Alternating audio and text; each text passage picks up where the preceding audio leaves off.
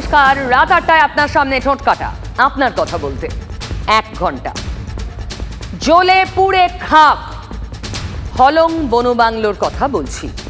গেছেন কখনো হলং বাংলোয় ঘুরতে? প্রকৃতিপ্রেমী ভ্রমণ বিলাসী বাঙালির প্রিয় ডেস্টিনেশন ছিল জলদাপাড়ার এই হলং বাংলো। এই বাংলো আরও একটা কারণে খ্যাত। প্রাক্তন মুখ্যমন্ত্রী জ্যোতি বসু প্রায় এই বাংলোয় ছুটি কাটাতে যেতেন। বাংলোর পাশের সল্ট পিট ছিল অন্যতম আকর্ষণ, যেখানে নুন চাটতে বা খেতে আসতো বিভিন্ন বন্য প্রাণী। সেসব এখন শেষ, শুরু কি রাজনীতি। উত্তরবঙ্গের পর্যটনের মুকুট হচ্ছে হলং বাংলো। সেই হলং বাংলো যখন এইভাবে পুড়ে ছাই হয়ে যায়, তখন এটা মনে হয় যে রাজ্যের সরকার তার কি দায় এড়াতে পারে? এসবের পিছনেও কোনো অন্য গভীর কিছু কাণ্ড লুকিয়ে আছে। অনেক রকম কথা বলবেন, অনেক রকম গল্প ভাববেন। যেখানে উত্তরবঙ্গে বাদারিহাটে ধারাবাহিকভাবে বৃষ্টি হচ্ছে এবং সব কাঠের তৈরি ছিল সে বনবাংলোটি, কি করে সেখানে আগুনটা লাগলো। এত সুন্দর রেল লাইন বিছানোর পরেও কেন কিভাবে রেল লাইনের হচ্ছে? তো অ্যাক্সিডেন্ট হয়। ওরা কাউকে বিক্রি টিক্রি করবে মনে হয়, হর্ষ নেওয়াটাকে দিবে মনে হয়, ওই জন্য আমরা দেখেছি অনেক সময়তে আগুন লেগে গেল, তারপরে পুড়ে ছাই হয়ে গেল, তারপরে সেখানে বহুতল তৈরি হলো। এরকমের কোনো ছক নয় তো। যত রাজ্যের মশলা সব দিয়ে সেই গল্প বানানো, এইটা চক্রান্তটা ওনারা বন্ধ করুক, যাতে এইখানে কোনো যারা বেসরকারি সংস্থা আছে তাদের হাতে তুলে দেওয়ার জন্য একটা চক্রান্ত হতে পারে। একটা দুর্ঘটনা ঘটেছে এবং সেইখানে দাঁড়িয়ে এই ধরনের অভিযোগ, তাহলে মনোজ টিক্কাকে জিজ্ঞেস করা হয়, তাহলে রেল দুর্ঘটনাগুলো ঘটানো হচ্ছে কেন? বেসরকারি হাতে তুলে দেওয়ার জন্য। শুনলেন কুণাল ঘোষ, বন প্রতিমন্ত্রী বীরবাহা হাঁসদা একেবারে এক লাইনে উত্তর দিচ্ছেন, দুর্ঘটনা দুর্ঘটনাই হয়, হতেই পারে। এই যে দাউ দাউ করে জ্বলে গেল আস্ত একটা এতদিনের ঐতিহ্যশালী বাংলো, সেটা দুর্ঘটনা নাও তো হতে পারে। এমন লোভনীয় একটা ট্যুরিস্ট স্পট দখলের চেষ্টার সম্ভাবনা কি উড়িয়ে দেওয়া যায়? সবটাই তদন্ত শেষ হলে বেরিয়ে আসবে। প্রশ্ন তো এখানেই যে তদন্ত শুরুর আগেই নির্ভেজাল দুর্ঘটনা কি করে বলে দিচ্ছেন কুণাল ঘোষরা? ফিরহাদ হাকিম দুর্ঘটনা বলছেন, কিন্তু আবার তদন্ত চাইলেন ঠিক বিজেপির সুকান্ত মজুমদারের মতো। Accident is accident. বাংলোটা বন্ধ ছিল, তার মধ্যে কিভাবে হলো না হলো এটা নিশ্চিতভাবে বন দপ্তর দেখবে। সেই বাংলো হঠাৎ করে পুড়ে গেল কেন, পেছনে কি আছে, কি রহস্য আছে, তদন্ত হওয়া উচিত। ফিরহাদ হাকিম আবার হলং নিয়ে সুখস্মৃতি শেয়ারও করেছেন মিডিয়ার সঙ্গে।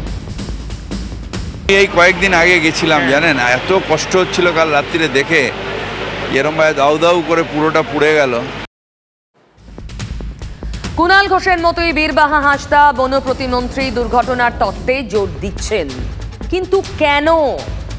কাঞ্চনজঙ্ঘা দুর্ঘটনাতেও তো আমরা একই রকমের প্রবণতা দেখেছি। রেলওয়ে সেফটি কমিশনের তদন্ত রিপোর্টের আগেই রেল বোর্ড জানিয়ে দিল চালকই দায়ী। কেন এত তাড়া কিসের? হলংয়েও এত তাড়া কিসের? কিছু ঢাকতে চাওয়া? তদন্ত হোক না, সত্যিটা সামনে আসুক না, এত তাড়া কেন? কি ঢাকতে চাওয়া? এটাই তো প্রশ্ন। আর এখানেই যত ধাঁধা, বেশ কঠিন ধাঁধা। পুরোটা শুনে এবার আপনি বলুন তো, প্যাঁচে পড়লেন কে? অভিষেক বন্দ্যোপাধ্যায় নাকি শুভেন্দু অধিকারী? ভোট পরবর্তী হিংসার অভিযোগে 19 জুন রাজভবনের সামনে ধর্নায় বসতে চেয়েছিলেন বিরোধী দলনেতা শুভেন্দু অধিকারী, কিন্তু পুলিশ বলেছে ওখানে 144 ধারা জারি থাকায় শুভেন্দু চাইলে ওয়াই চ্যানেলে গিয়ে ধর্নায় বসতে পারেন। শুভেন্দু গেলেন কোর্টে।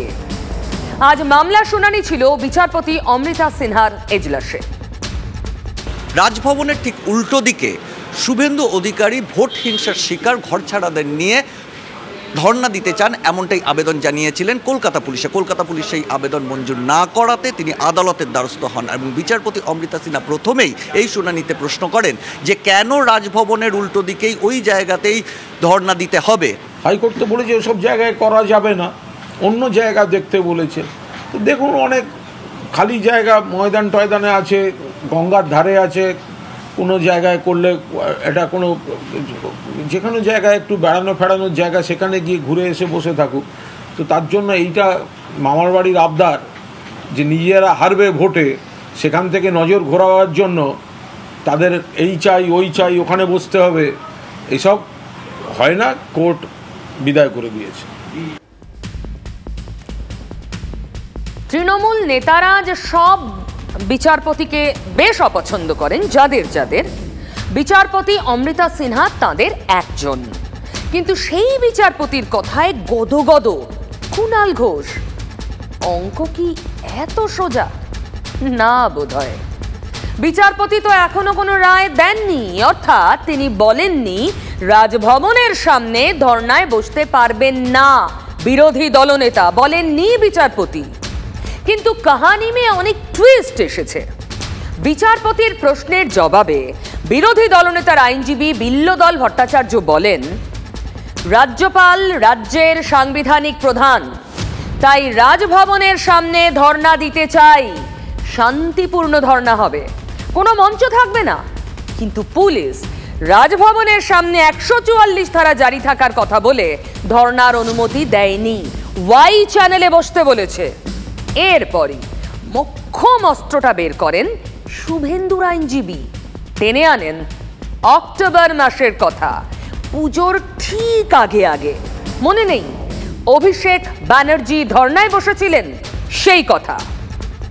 মামলাকারীর যুক্তি ছিল গত অক্টোবর মাসে শাসক দল সেখানে যদি ধর্ণা দিয়ে থাকতে পারে, তাহলে বিরোধী দল হিসেবে বিজেপিরও সমান অধিকার আছে সেখানে ধর্ণা দেওয়ার।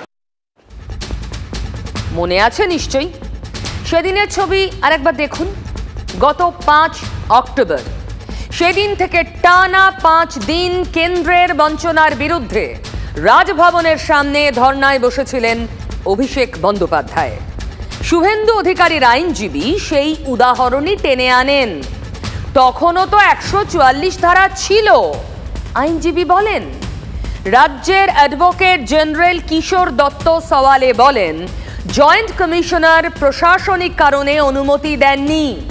বিচারপতি অমৃতা সিনহা এজিকে প্রশ্ন করেন, ওই এলাকায় নিরাপত্তার স্বার্থে 144 ধারা জারি থাকে, তাহলে অক্টোবরে যারা 144 ধারা ভেঙে ধর্ণা দিয়েছিলেন তাদের বিরুদ্ধে কি কোনো আইনি ব্যবস্থা নেওয়া হয়েছে?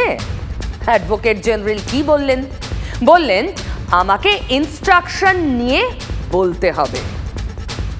আর সেখানেই কিন্তু রাজ্যের এবং শাসক দলের অস্বস্তি বাড়ালো বিচারপতি অমৃতা সিনহার এই পর্যবেক্ষণ এবং এই নির্দেশ। পড়েছে আজকে কলকাতা হাইকোর্ট বলেছে যে তৃণমূল এবং ভাইপো কেন বসেছিল 144 ধারা ভেঙে তার রিপোর্ট দিতে। এবারে বিনীত গোয়েল রিপোর্ট দিক। বিচারপতি সিনহার মন্তব্য, একজন করতে পারলো, একজন করার অনুমতি পেল না, এটা হলে তো অসাম্যের অভিযোগ উঠবেই। তিনি শুভেন্দুর আইনজীবীকে বলেন, আগে কেউ আইন ভেঙে ধর্ণা দিলে আর একজনকেও কি 144 ধারা ভেঙে ধর্ণা দিতে হবে? মানে একটা বেআইনি বা আইন বিরুদ্ধ কাজকে ফলো করে আর একটা বেআইনি বা আইন বিরুদ্ধ কাজ করতে হবে?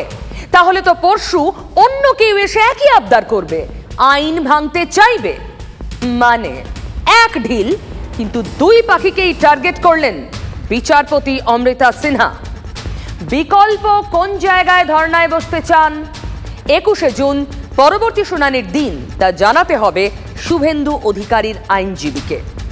এবার আপনি ধাঁধার উত্তরটা দিন, প্যাচে কে পড়লেন, অভিষেক না শুভেন্দু? বা নেতিবাচক সমানাধিকার কখনোই আদালতের বিচার্য বিষয় হতে পারে না, আর সেটা হলে জনমানসে বিরূপ প্রভাব পড়বে। বিচারপতি অমৃতা সিনহার এই পর্যবেক্ষণ কার্যত অস্বস্তিতে ফেলেছে একদিকে যেমন শাসক দলকে, তেমনি বিজেপি এবং শুভেন্দু অধিকারীকেও। কি ধাঁধার উত্তরটা পেলেন? একটু হিন্ট দিই, समझदारों के लिए इशाराई काफी है, আমি জানি। শুরুতে বিচারপতি অমৃতা সিনহার নির্দেশে বেশ গদগদ কুণাল ঘোষ, দেখুন পরে কেমন চোটে লাল হলেন। কথায় কথায় রাজ্য সরকারের কাছ থেকে এই জানতে চাই, অমুকের কাছ থেকে এই জানতে চাই, তো আমরাও তো কোনো কোনো বিচারপতির কাছ থেকে জানতে চাই যে যাদের মধ্যে রাজনৈতিক পক্ষপাত দোষ দেখা যাচ্ছে তো তারা একটু বুঝিয়ে বলবেন যে তাদের সঙ্গে কোনো রাজনৈতিক দলের পেছনে পেছনে গোপনে গোপনে পর্দার আড়ালে কি কথা চলছে সেইগুলোই অনেকের পর্যবেক্ষণের আড়ালে বেরিয়ে চলে আসে। যদি কোনো আদালতের কোনো বিচারপতি কোনো প্রশ্ন করে থাকেন, পুলিশ প্রশাসন, রাজ্য সরকারের সংশ্লিষ্ট ব্যক্তিরা নিশ্চিতভাবে তার উত্তর দিয়ে দেবেন। কি আর উত্তর দেওয়ার দরকার আছে? আমি জানি ঠোঁটকাটার নিয়মিত দর্শকরা অলরেডি বুঝে গেছেন, ধাঁধার উত্তর পেয়ে গেছেন। এবার আর একটা ধাঁধা। ডায়মন্ড হারবারের বিজেপি প্রার্থী অভিজিৎ দাসকে সাসপেন্ড করেছে বিজেপি, সাময়িক সাসপেন্ড। মনে আছে নিশ্চয়ই, ভোটের সময় সব কেন্দ্রের প্রার্থীর নাম জানিয়ে দিলেও অভিষেক ব্যানার্জির বিরুদ্ধে প্রার্থীর নাম কিছুতেই আর ঘোষণা করছিল না বিজেপি। মিডিয়ায়, রাজনৈতিক মহলে প্রশ্ন ছিল, কেন প্রার্থীর নাম জানাচ্ছে না বিজেপি? শেষ পর্যন্ত প্রার্থী করা হলো ববিকে, বিজেপির ববিকে, অভিজিৎ দাসকে। তখন তিনি দলের নেতাদের চোখের মণি। লড়ছেন কার বিরুদ্ধে? অভিষেক ব্যানার্জির বিরুদ্ধে। 4 জুন পর্যন্ত তিনি চোখের মণি ছিলেন, আর 18 জুন তিনি হয়ে গেলেন চোখের বালি। শাস্তির খাড়া নামলো কেন? বিজেপির ঘরের কোনো অঙ্ক? দেখুন তো। ভোট পরবর্তী হিংসার অভিযোগে ধর্নায় বসতে চান বিরোধী দলনেতা। পরিস্থিতি দেখতে রাজ্যে এসেছিল বিজেপির কেন্দ্রীয় দল। বিজেপি যে টিম পাঠিয়েছিল, কেন্দ্রের টিম, প্রথম কথা তারা রাজনৈতিক পর্যটক। তারা কি দেখলো? তারা কোনো তৃণমূলের হিংসা দেখেনি, তারা বিজেপির কোন দল দেখে গেল। এমনও কোন দল যে বিজেপির প্রার্থীর বিরুদ্ধেই নাকি বিজেপিকে ব্যবস্থা নিতে হয়েছে। কুণাল ঘোষ তো বলবেনই। মঙ্গলবার বিজেপির কেন্দ্রীয় দলকে দলের কর্মীদেরই বিক্ষোভের মুখে পড়তে হয় অভিষেক বন্দ্যোপাধ্যায়ের লোকসভা কেন্দ্র ডায়মন্ড হারবারের আমতলায়। খুব কাছেই ডায়মন্ড হারবারের বিজেপি প্রার্থী অভিজিৎ দাস ওরফে ববির বাড়ি। বিজেপির কর্মী সমর্থকরা ক্ষোভ উগড়ে দেন দলের সাংগঠনিক জেলার সভাপতি অভিজিৎ সর্দারের বিরুদ্ধে। তারপরই খাড়া নামল অভিজিৎ দাসের ওপর, সাময়িক সাসপেন্ড। হ্যাঁ, একদম ঠিক। পার্টির নির্দিষ্ট যে ডেকোরাম সেটা মানা না জেনে, ডিসিপ্লিন না মানার জন্য এটা করা। আমার কাছে অফিসিয়ালি আমার কাছে কোনো হার্ড কপি আসেনি, আমার কাছে কোনো ইমেলেও চিঠি আসেনি। অভিজিৎ এখানে থামেননি, বোমা ফাটিয়েছেন জব্বর। অভিষেক ব্যানার্জির গরু পাচারের টাকা, কয়লা পাচারের টাকা শুধু পুলিশ প্রশাসনে অনেকের কাছে পৌঁছেছে। আমাদের ডিপার্টমেন্ট, মিডিয়া ডিপার্টমেন্টে কারোর পকেটে ঢুকেছে কিনা সেটা রাজ্য বিজেপির ইনভেস্টিগেশন করা উচিত। এদের নিজেদের মধ্যে ঠিক, এরা হলো হইয়ে পার্টি, মানুষের সেবা কোথা দিয়ে করবে। বিজেপির দীর্ঘদিনের কর্মী অভিজিৎ এবার অভিষেকের বিরুদ্ধে প্রার্থী ছিলেন। ভোটের পরে ডায়মন্ড হারবারের সচারেক বুথে পুনর্নির্বাচনের দাবি তোলেন বিরোধী দলনেতা শুভেন্দু অধিকারী। কিন্তু বিশেষ হেলদোল দেখা যায়নি রাজ্য বিজেপির নেতাদের। উল্টে এবার প্রার্থী অভিজিৎকেই শোকজ আর সাময়িক বরখাস্ত করে দিলেন সুকান্ত মজুমদার। সমঝদারোं के लिए ইশারা ही काफी है। এই বিজেপিকে কেউ সিরিয়াসলি নেবেন? রাজনীতি মানেই না ধাঁধা, কখন কোথা দিয়ে কে ডজ করছে বোঝা দেয়। তবে ধরুন ইডি, সিবিআই এই দুটো নাম এলেই বা কেন্দ্রের যে কোনো এজেন্সির নাম এলেই সাধারণত রাজনীতি, নেতা নেত্রী এদের কথাই চোখের সামনে ভাসে। চড়ে বিতর্কের সুর, বাড়ে জল্পনা। সেটা অবশ্য এবারও হয়েছে। জল্পনা পাহাড় প্রমাণ, কারণ এদিন ইডি দফতরে যার পা পড়ল তার সঙ্গে রাজনীতির যোগ সরাসরি কখনো দেখা যায়নি। নেতা তিনি নন, তবে অভিনেতা, অভিনেত্রী, টলিপাড়ার বিখ্যাত নাম ঋতুপর্ণা সেনগুপ্ত। রেশন দুর্নীতি মামলার তদন্তে নাম জড়িয়েছে ঋতুপর্ণার। ইডি সূত্রে খবর, তার এক সংস্থায় দুর্নীতির টাকা ঢুকেছে বলে অভিযোগ। সেই কারণেই তাকে ইডি দফতরে তলব করা হয়েছিল। এর আগে হাজিরা এড়িয়ে গেলেও বুধবার দুপুরে ঠিক সময়ে পৌঁছে যান তিনি। দুপুর 1টা নাগাদ সিজিওর সামনে পৌঁছয় তার গাড়ি। আইনজীবীকে সঙ্গে নিয়ে এরপর ভিতরে যান তিনি। ঠোঁটের কোণে হাসি, টেনশনের ছাপ অন্তত চোখে মুখে তো ধরা পড়েনি। এবার কাট টু, বিকেল 6:45, মাঝে প্রায় ঘন্টা 5। 6:45 নাগাদ বেরোলেন ঋতুপর্ণা। তখন চোখে মুখে ক্লান্তি, তবে গাড়ির দিকে পা বাড়ানোর আগে পালা রিয়াকশনের, কারণ মিডিয়া অধীর অপেক্ষায় কি বলবেন অভিনেত্রী। অভিনেত্রী দাবি করলেন দুর্নীতির সঙ্গে তার কোনো যোগ নেই, সে কথাই ভিতরে জানিয়ে এসেছেন। আমাকে কিছু ডকুমেন্টস প্রোভাইড করতে বলেছিল ওদের ইনভেস্টিগেশনের কোঅপারেশনের ব্যাপারে, আমি প্রোভাইড করে দিয়েছি। দে আর হ্যাপি উইথ মাই কোঅপারেশন। এটাই হচ্ছে ব্যাপার, এটার এই দুর্নীতির সাথে আমার কোনো কানেকশন নেই। একটা ডকুমেন্ট ওরা চেয়েছিল, আমি সেটা দিয়ে দিয়েছি, আমার অ্যাকাউন্টেন্টও দিয়ে দিয়েছি, আমরা ওনাদের বুঝিয়ে দিয়েছি এবং they are very happy with my cooperation. এর আগে 5 জুন তাকে প্রথমবার তলব করা হয়েছিল ইডি দপ্তরে। বিদেশে থাকায় তিনি হাজিরা দিতে পারেননি। এরপর দ্বিতীয় নোটিশ পাঠানো হয় তাকে, আর সেই মতোই এ যাত্রা তিনি হাজির হলেন। তিনি যাওয়ার অনেক আগেই তার হিসাব রক্ষক কাগজপত্র নিয়ে পৌঁছে গিয়েছিলেন সিজিওতে। রেশন দুর্নীতি কাণ্ডে আর্থিক লেনদেন সংক্রান্ত বিষয়ে তিনি গোয়েন্দাদের রেডারে। এর থেকে বেশি কিছু আমি এখন বলতে পারবো না, এরপরে যখন কিছু হবে আমি বলবো।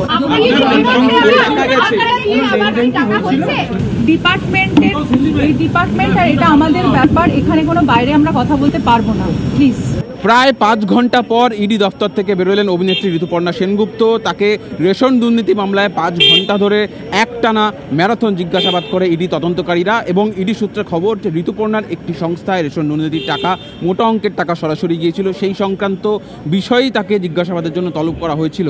ঋতুপর্ণা সেনগুপ্ত যখন ইডি দপ্তরে প্রবেশ করেন তখন তার যে আত্মবিশ্বাস দেখা গিয়েছিল, তার চেহারায় যে আত্মবিশ্বাস ছিল, যে সময় তিনি বেরোলেন ইডি দপ্তর থেকে তার কিন্তু সেই আত্মবিশ্বাস, সেই মনোবলটা দেখা যায়নি। কোথাও একটা গিয়ে তিনি মানসিকভাবে দুর্বল হয়ে গিয়েছেন, সেটা তার চেহারায় একেবারে স্পষ্ট ছিল। তার মানে ধকল চেহারায় বোঝা গেল, ধকল নাকি চাপ। ঋতুপর্ণা অবশ্য বারবার দাবি করলেন তার সহযোগিতায় খুশি ইডি, আর ইডির ব্যবহারে তিনিও খুশি। তবে ফের ডাক পড়বে কিনা তা অবশ্য স্পষ্ট নয় এখনই। তার দেওয়া তথ্য আর বয়ান এখন খতিয়ে দেখবেন গোয়েন্দারা, এরপর পরবর্তী পদক্ষেপ। ঋতুপর্ণা সেনগুপ্ত সম্পর্কে আমি কোনো মন্তব্য করতে চাই না, এই বিষয় সম্পর্কে আমি বিস্তারিত বলতে পারবো না। উনি অভিনেত্রী মানুষ, আর তৃণমূল কংগ্রেসের রাজনৈতিক নেতারা তো এক একজন বড় বড় অভিনেতা, ফলে অভিনেতার সাথে অভিনেত্রীর নানা ধরনের যোগাযোগ থাকতে পারে, সেই কারণে গেলেও যেতে পারেন। তদন্ত হচ্ছে, তার যা বলার তা বলবে, আর তদন্তকারী সংস্থা কি অভিযোগ আছে সে বিষয়ে তারা জানাবেন। বিজেপি বলছে বামেরাও টার্গেট ঋতুপর্ণা নন, ঘুরে ফিরে সেই তৃণমূল। শাসক দলের জালেই নাকি জড়িয়ে পড়ছেন বাকিরা, দাবি সিপিএমের। পশ্চিমবাংলায় নেতা মন্ত্রীরা সন্দেহের ঊর্ধ্বে কেউ না, এবং তারা ক্রমশ তাদের বৃত্তে নানান ধরনের লোককে জড়িয়ে নিয়েছেন। যে কেউ ঋতুপর্ণা সেনগুপ্ত হতেও পারেন, নাও হতে পারেন, কিন্তু বহু মানুষ তাদেরকে নানান রকম দুর্নীতিতে জড়িয়ে ফেলেছে তৃণমূলের বাহিনী, এটা না বোঝার কোনো কারণ নেই। বিরোধীরা অভিনেত্রী ঋতুপর্ণা সেনগুপ্ত সম্পর্কে বলতে গিয়ে সতর্ক, তারা বেশি কথা বাড়াচ্ছেন না। কিন্তু তৃণমূল ঋতুপর্ণা সেনগুপ্তকে তলব প্রসঙ্গে স্পিকটি নট টু শব্দ নেই। ঋতুপর্ণা তৃণমূলের কেউ নন, তাই ইস্যু রেশন দুর্নীতি হোক বা যে কোনো, মন্তব্য নিষ্প্রয়োজন বলছে তৃণমূল। একেবারেই বলতে পারবো না, তদন্তের বিষয়। এবং ঋতুপর্ণা সেনগুপ্ত আমাদের দলের সঙ্গেও, আমাদের দলের নেত্রীও নন, দলের সঙ্গেও কোনো সম্পর্ক নেই। এই বিষয়ে যদি কিছু বলার হয়, আমার মনে হয় নিশ্চয়ই ঋতুপর্ণা সেনগুপ্ত বা তাঁর আইনজীবীরা বলবেন, এই বিষয়ে কোনো মন্তব্য করব না। মন্তব্য করছেন না ঋতুপর্ণা নিয়ে, কিন্তু পরের পর মন্তব্য করছেন রেল দুর্ঘটনা নিয়ে। আর সত্যিই তো এখনো একটা ধন্দের নাম এই কাঞ্চনজঙ্ঘা এক্সপ্রেসের দুর্ঘটনা। দায়টা কার? উত্তর পেয়েছেন? একাধিক ফাঁকফোকর, ত্রুটি, বিচ্যুতির সামনে এসেছে, কিন্তু কাঞ্চনজঙ্ঘা এক্সপ্রেস দুর্ঘটনার 2 দিন পরেও গোটাটাই ধন্দ। আরো ধন্দ বাড়ালেন চৈতালি মজুমদার। দুর্ঘটনার কবলে পড়া কাঞ্চনজঙ্ঘা এক্সপ্রেসের S6 কোচের যাত্রী ছিলেন, বসেছিলেন 13 নম্বর সিটে। তার বাবা আজ দাবি করলেন মেয়েকে দিয়ে সাদা কাগজে সই করানো হয়েছিল, সই করিয়েছিল জিআরপি। চৈতালিও গতকাল চিরকুটে সই করানোর কথা বলেছিলেন আমাদের। সে এখন সাদা কাগজে একটা সই করাই ছিল হসপিটালেই। হ্যাঁ, কোন হাসপাতালে? রেল হসপিটালে। আমি তো কাছাকাছি বলতে এখান থেকে রেল হসপিটালে নিয়ে আসছি। জিআরপিএস এসেছিল, সে হচ্ছে একটা চিরকুট দিয়েছিলেন আমাকে, সেখানে আমার নাম, আমার অ্যাড্রেস সব লেখা ছিল, নিচে বলেছিল আমার সিগনেচার করতে আর ডেটটা লিখে দিতে। আমি শুধু সিগনেচারটা, ডেটটাই শুধু করে দিয়েছিলাম, কারণ কালকে শরীরটা খুব অসুস্থ ছিল, সেরকমভাবে পড়ার মতন ক্ষমতায় আমি ছিলাম না। চৈতালি যে চিরকুটের কথা বলছেন সেটাই কি তার বাবার উল্লেখ করা সাদা কাগজ? সেই সাদা কাগজের সইতেই কি তাহলে মালগাড়ির মৃত চালক অনিল কুমার এবং সহকারী চালক মনু কুমারের বিরুদ্ধে এফআইআর হলো? চিরকুট হোক বা সাদা কাগজ, জিআরপি করিয়েছে সই, কিন্তু কেন? ভেবে দেখুন, জিআরপি তো রাজ্যের অধীনে, আঙুল তো রেল বোর্ডের বিরুদ্ধে উঠছিল। কি দরকার পড়লো জিআরপির? চৈতালি বা কেন সাদা কাগজে সই করতে রাজি হলেন? কাঞ্চনজঙ্ঘা এক্সপ্রেসের ওই মহিলা যাত্রী টিভি ক্যামেরার সামনে স্পষ্ট বলেছেন তিনি এফআইআর করেননি। তাহলে জিআরপি তার নাম করে এফআইআর করালো কি কারোর নির্দেশে? কেন জিআরপির এই সন্দেহজনক আচরণ? কেন? ওই যে শুরুতেই বললাম, ধন্দ ধন্দ। তো কোনো এফআইআর প্রথমত করিনি, এবার আমাকে নিয়ে যে এত কিছু হচ্ছে সেটা তো আমার ধারণার বাইরে, সেটা তো আমি জানি না, আমি এখন আপনাদের মুখে জানতে পারছি। কাঞ্চনজঙ্ঘা এক্সপ্রেসের যাত্রী চৈতালির এই বয়ানেই রেলের করা এফআইআর নিয়ে বিতর্ক বেড়েছে। রেল জানিয়েছিল চৈতালি মজুমদারের বয়ান নিয়েই তারা মালগাড়ির চালকের বিরুদ্ধে এফআইআর করেছেন। চৈতালির কথা শুনলেন তো? পাল্টা প্রশ্ন তুলছেন, কেন চালকের বিরুদ্ধে এফআইআর করতে যাবেন? প্রথমত আমরা ট্রেনের ভিতরে ছিলাম, পিছন থেকে মালগাড়ি এসে মেরেছে কিনা প্রথমে আমরা কেউই জানতাম না। আচ্ছা, দ্বিতীয়ত হচ্ছে আমি এরকম কোনো এফআইআর করিনি কাউকে, আমি কোনো লিখিত অভিযোগ দেইনি। ও তো ট্রেনের ভিতরে ছিল, কে মানে মার্চে পিছন থেকে, ও তো জানার ব্যাপার নেই। তাহলে যে অভিযোগটা, না অভিযোগটা তো ভিত্তিহীন অভিযোগ না। আমরা কেন রেলের ব্যাপারে, আমার না চেনা, ড্রাইভারের সাথেও চেনা নাই, ড্রাইভারের যে মারা গেলো তার সাথেও আমাদের কোনো চেনাশোনা নেই, আমরা তো চিনি না তাকে, আমরা কেন করতে যাব? মা বাবার কথা শুনলেন? রেলের অভিযোগ ভিত্তিহীন বলছেন। তাহলে রেল কেন চৈতালির নাম করে জিআরপিতে দুই চালকের বিরুদ্ধে এফআইআর করালো? গাফিলতি থেকে চোখ খোলাতে? সিগন্যাল যে কাজ করেনি তা তো ইতিমধ্যেই সামনে এসেছে। মালগাড়ির গতি বেশি ছিল, সেটাই কি চালককে দোষী চিহ্নিত করার একমাত্র কারণ? এই যে সেকশন দেখা যাচ্ছে সেখানে দরকার ছিল টিডি 912 দেওয়া, সেখানে না দিয়ে টিএ 912 দেওয়া হয়েছে। এবং আপনি বলছেন দুই লোকো পাইলটকে দেওয়া হয়েছে, আগে যে লোকো পাইলটকে সেটাও ভুল দেওয়া হয়েছিল। রিসিভ করে গিয়ে যে কাঞ্চনজঙ্ঘা দাঁড়িয়েছিল তার পেছনে মেরেছে, কিন্তু ওখানে স্পিড অত থাকার কথা নয়। টিডি 912 হলেও ম্যাক্সিমাম স্পিড হবে 25 কিলোমিটার। রেল কর্তৃপক্ষ মানে কি বলুন? রেল কর্তৃপক্ষের মধ্যে কি ড্রাইভার বাইরে থাকে নাকি? গোটাটা মিলেই তো রেল কর্তৃপক্ষ। কারো না কারো ভুলে হয়েছে, সেটা দেখা হবে কার ভুলে হয়েছে, তার বিরুদ্ধে ব্যবস্থা নেবে রেল। এই বিতর্কের মধ্যেই বুধবার সকালে চৈতালির বাড়ি গিয়েছিলেন গৌতম দেব। অনেকক্ষণ কথা বলেছেন, বেরিয়ে সাদা কাগজে সইয়ের কথা বললেন। যে মেয়েটি একটা ইনোসেন্ট মেয়ে, তাকে দিয়ে সই করাচ্ছে একটা অভিযোগ, ওরকমভাবে একটা প্যাসেঞ্জারের সম্ভব? সে একটা কম্পার্টমেন্টে তখন সামনে ওরকম ট্রমাটাইজড, সে তখন কোন ড্রাইভার কোন গার্ড কি, এটা কোনো কথা? তো ব্যক্তিদের ঘাড়ে দোষ চাপিয়ে দাও, এর থেকে আয়রনি কারণে মনে হচ্ছে হতে পারে না। জিআরপি হচ্ছে রাজ্য পুলিশের অংশ। তাহলে এইবার বুঝুন যে রাজ্য পুলিশ কি কারণে তড়িঘড়ি যিনি হসপিটালে ভর্তি তার কাছ থেকে একটা সই করিয়ে সাদা কাগজে এফআইআর দায়ের করলো। এবং এর থেকে এটা প্রমাণিত যে মুখ্যমন্ত্রীর 1 পয়েন্ট তার হচ্ছে আমি বলবো লক্ষ্য ছিল, সেটা হচ্ছে রেলকে মেলাইন করা, কেন্দ্রের সরকারকে মেলাইন করা। তাহলে জিআরপি কি রাজ্যের শাসক দলকেই আরো অস্বস্তিতে ফেলল? জিআরপি যে রাজ্য পুলিশেরই অধীন। নতুন এই বিতর্কের মধ্যেই গৌতম দেব মালগাড়ির সহকারী চালককেও হাসপাতালে দেখতে গেলেন। ছেলেটি খুব ট্রমাটাইজড আছে, অ্যাসিস্ট্যান্ট লোকো পাইলট, এনজিপি এখানে কোয়ার্টারে থাকে, অস্থি এসছিল। ক্লিনিক্যালি ডাক্তাররা বলছে ইজ অল রাইট, ঠিক আছে, কিন্তু শি ইজ সো শকড যে ও পুরো ট্রমাটাইজড, কোনো বললেন কি কথা বললো আপনাকে? কোনো কথা বলার জায়গাই নেই। ফলে রেলওয়ে সেফটি কমিশনের তদন্তকারীরাও বয়ান না নিয়ে ফিরে এসেছেন। সহচালক মনু কুমারের বয়ানে কি কাঞ্চনজঙ্ঘা রেল দুর্ঘটনার রহস্যের জট খুলবে? অর্থাৎ ধন্দে ভরা দুর্ঘটনা। জিআরপি ধন্দ বাড়ালো, ধন্দ আরো বাড়লো চৈতালির কথায়। তবে ধন্দ কাটিয়ে ফেলতে পেরেছেন ব্রাত্য বসু, রাজ্যের শিক্ষামন্ত্রী। ফাইনালি তিনি প্রথমবার মন্ত্রী হওয়ার পর, এই তৃণমূল জমানায় মন্ত্রী হওয়ার পরে তিনি যা চেয়েছিলেন তা করতে পারলেন। মানে অনলাইন ভর্তি প্রক্রিয়া চালু করলেন ব্রাত্য বসু। বিকাশ ভবন থেকে উদ্বোধন হলো সেই পোর্টালের।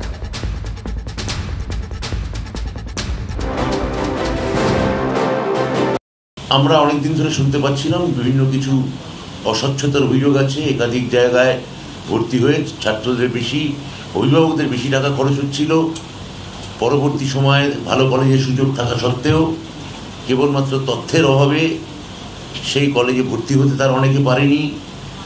এবছর তাই মাননীয় মুখ্যমন্ত্রীর উপদেশে উচ্চশিক্ষা বিভাগ 16টি সরকার পোষিত আমাদের যে বিশ্ববিদ্যালয় আছে অ্যাফিলিয়েটিং, তার অধীনে মোট 461টি সরাসরি সরকারি কলেজ, গভর্নমেন্ট এইডেড কলেজের মোট 7217টি কোর্সে একটি কেন্দ্রীয় অনলাইন পোর্টালের মাধ্যমে